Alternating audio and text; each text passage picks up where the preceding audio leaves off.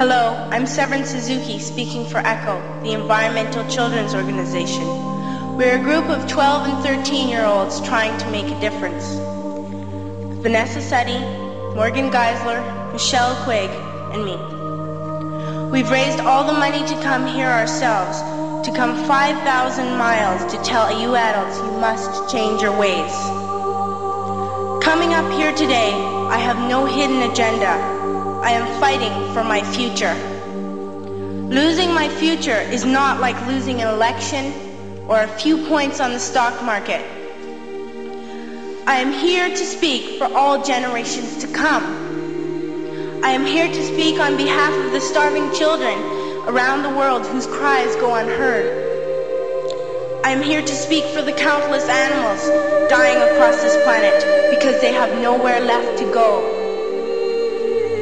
I am afraid to go out in the sun now because of the holes in our ozone. I am afraid to breathe the air because I don't know what chemicals are in it. I used to go fishing in Vancouver, my home, with my dad, until just a few years ago we found the fish full of cancers. And now we hear of animals and plants going extinct, every day vanishing forever. In my life, I have dreamt of seeing the great herds of wild animals, jungles and rainforests full of birds and butterflies. But now I wonder if they will even exist for my children to see. Did you have to worry of these things when you were my age? All this is happening before our eyes, and yet we act as if we have all the time we want and all the solutions. I'm only a child and I don't have all the solutions. But I want you to realize, neither do you. You don't know how to fix the holes in our ozone layer. You don't know how to bring the salmon back up a dead stream. You don't know how to bring back an animal now extinct. And you can't bring back the forest that once grew where there is now a desert. If you don't know how to fix it, please stop breaking it. Here, you may be delegates of your government, business people, organizers, reporters, or politicians, but really, your mothers and fathers, sisters and brothers, aunts and uncles, and all of you are someone's child. I'm only a child, yet I know we are all part of a family, 5 billion strong, in fact, 30 million species strong. And borders and governments will never change that. I'm only a child, yet I know we are all in this together and should act as one single world towards one single goal. In my anger, I am not blind, and in my fear, I am not afraid of telling the world how I feel.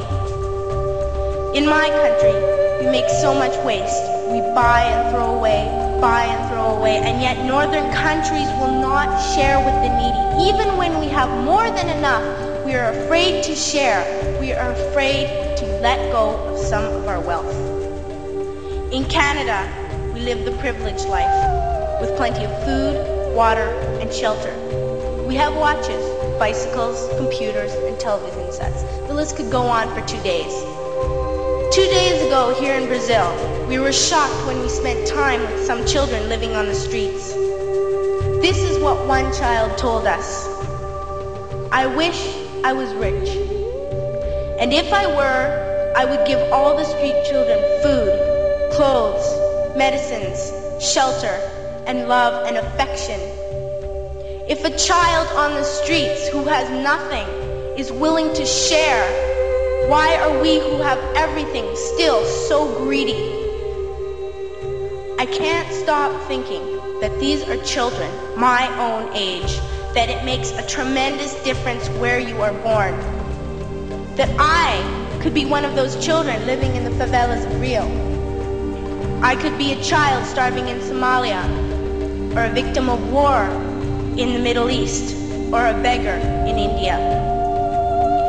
I am only a child, yet I know if all the money spent on war was spent on finding environmental answers, ending poverty, and finding treaties, what a wonderful place this earth would be. At school, even in kindergarten, you teach us how to behave in the world.